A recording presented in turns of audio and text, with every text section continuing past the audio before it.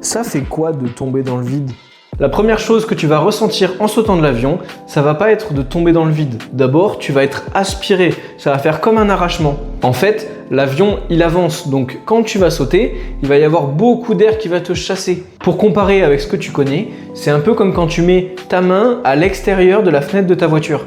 Quand elle avance, tu sens l'air qui force. Ben là, c'est pareil, sauf que ça va être sur tout ton corps et ça va te pousser. Ensuite, ça dépend des gens, mais certains peuvent ressentir comme une micro-apesanteur. Comme si ton estomac remontait.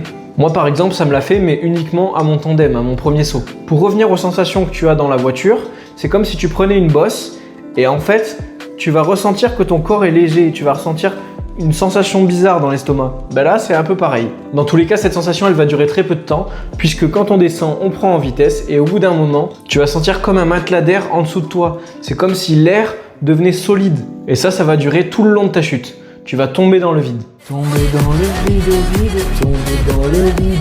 Non mais plus sérieusement, il n'y a rien de comparable parce que c'est la seule manière d'atteindre cette vitesse sans avoir aucun support. Donc tu auras l'impression que la gravité n'existe plus.